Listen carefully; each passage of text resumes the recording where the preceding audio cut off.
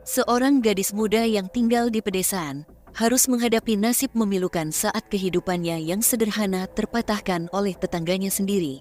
Pagi itu, saat mengantar adiknya ke sekolah, dia tidak pernah menduga akan berhadapan dengan sebuah tragedi. Kepergiannya yang tiba-tiba meninggalkan keluarganya dalam keputusasaan, sementara masyarakat setempat terguncang oleh kebiadaban yang terjadi di antara mereka sendiri. Lantas, bagaimana kisah ini bermula? Yuk kita bahas.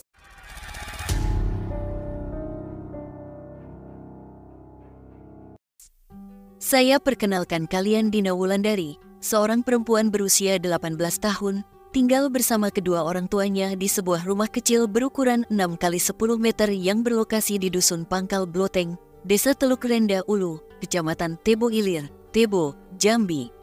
Mereka telah tinggal di sana selama sekitar 1 tahun. Sebelumnya, mereka pernah tinggal di Desa Teluk Rendah Ilir, tepatnya di RT 6, menumpang di perumahan guru. Setelah berhasil mengumpulkan uang, keluarga Dina memutuskan untuk membeli tanah dan membangun rumah sendiri di lokasi yang sekarang mereka tinggali. Ketika bersekolah di madrasah, Dina dipercaya oleh guru-gurunya untuk menjadi pemegang kunci sekolah. Tugas ini mengharuskan Dina datang paling pagi dan kembali pada sore hari setelah semua aktivitas belajar mengajar dan kegiatan ekstrakurikuler selesai. Karena kondisi keluarganya yang kurang mampu, Dina harus mencari cara untuk mendapatkan uang tambahan untuk pendidikan dan kebutuhan hidupnya. Pekerjaan sebagai pemegang kunci di sekolah tidak dilakukan secara gratis. Dina mendapatkan gaji dari sekolah. Selain belajar, Dina juga bekerja setiap hari dengan membuka pintu pagar, membersihkan kantor guru, dan menyiapkan minuman untuk para guru. Dan pada sore hari, Dina juga harus menutup semua pintu ruang kelas serta pintu pagar. Setelah lulus dari pendidikannya pada tahun 2017, Dina tidak lagi bekerja di sekolah tersebut.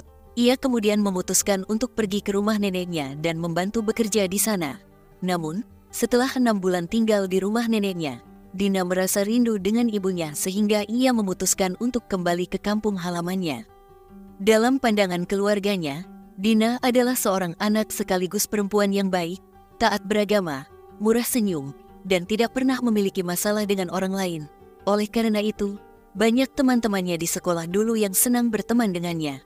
Teman-temannya menggambarkan Dina sebagai sosok yang kocak dan menyenangkan. Setelah kembali dari rumah neneknya dan belum memiliki pekerjaan, Dina sering mengantar adiknya ke sekolah setiap pagi untuk mengisi waktu luangnya. Namun, pada suatu hari saat Dina mengantar adiknya, ia tidak pernah kembali ke rumah. Pada tanggal 25 Januari tahun 2018 sekitar jam pagi, seperti biasanya, Dina diminta oleh orang tuanya untuk mengantar adiknya ke sekolah. Sebelum pergi, ia berpamitan dan berkata kepada orang tuanya, "Selamat tinggal, tunggu di depan PU ya." Ucapan ini terasa sangat aneh karena sebelumnya Dina tidak pernah mengatakan hal-hal seperti itu. Namun orang tuanya tidak memiliki pikiran buruk dan membiarkannya pergi.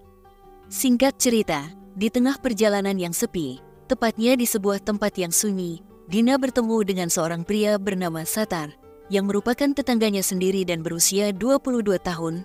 Diketahui bahwa Satar sudah lama menyimpan perasaan cinta kepada Dina dan telah mengawasi segala aktivitasnya. Satar tahu betul bahwa pagi hari adalah waktu Dina mengantar adiknya. Satar menunggu Dina di dekat dermaga. Setelah Dina berhenti saat dipanggil oleh tetangganya itu, Satar meminta tolong kepada Dina untuk mengantarkannya ke kebun yang tidak jauh dari dermaga tersebut. Tanpa menaruh rasa curiga sedikit pun dan menganggap Satar hanyalah tetangganya, Dina menuruti permintaan tersebut. Namun, saat tiba di lokasi yang ditunjuk oleh Satar, tiba-tiba Satar berpikiran untuk mengencerit Dina dan membuat Dina saat itu menangis. Dengan penuh kepiluan, Dina bahkan sampai pingsan. Dan di saat itulah Satar dengan jiwa-jiwanya yang membara langsung mengencerit Dina. Tidak hanya sampai di situ, untuk menghilangkan jejak dan menghindari kecurigaan, Satar menggunakan sebatang kayu dan akar untuk mengikatnya. Kemudian, ia menenggelamkannya beserta sepeda motornya ke sungai. Setelah itu, Satar memutuskan untuk kabur.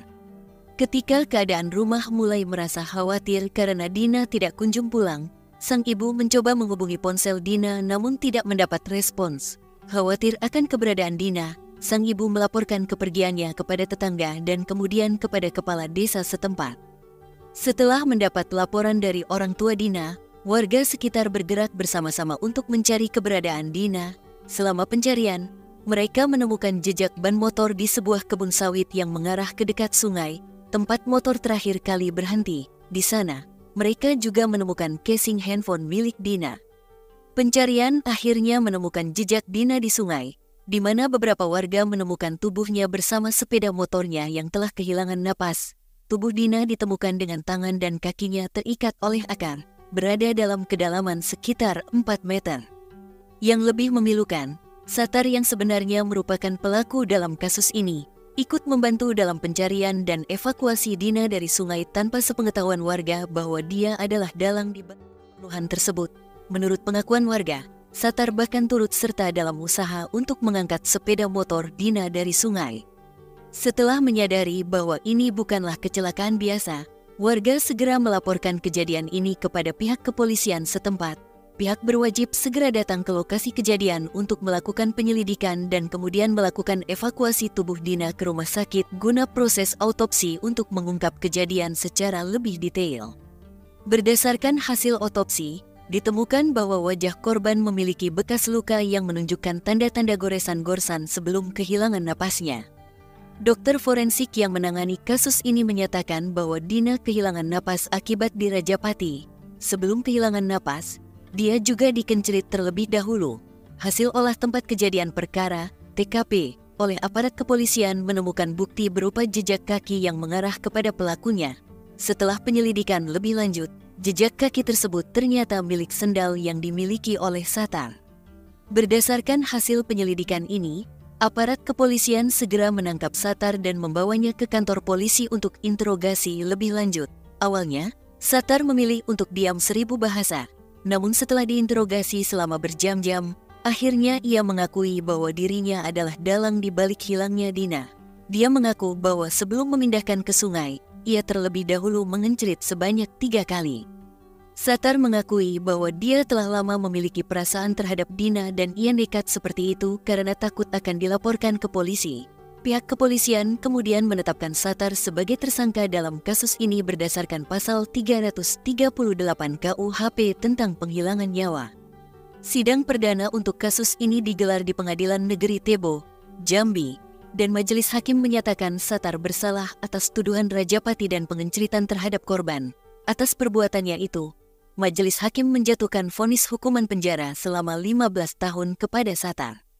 Diketahui bahwa putusan tersebut lebih ringan dibandingkan dengan tuntutan dari jaksa yang menuntut vonis hukuman penjara selama 18 tahun. Pesan dari cerita ini adalah ketidakadilan yang terkadang terjadi di masyarakat. Kasus ini mencerminkan pentingnya perlindungan terhadap perempuan dari kekerasan dan perlunya keadilan yang seimbang dalam penegakan hukum. Vonis yang lebih ringan dari tuntutan awal menyoroti tantangan dalam sistem peradilan untuk memastikan keadilan yang sesuai dengan kejahatan yang dilakukan. Semoga kisah ini menginspirasi perubahan positif dalam perlindungan dan penegakan hukum bagi korban kekerasan. Lalu, apa yang bisa dilakukan untuk mencegah kasus-kasus seperti ini terjadi di masa depan?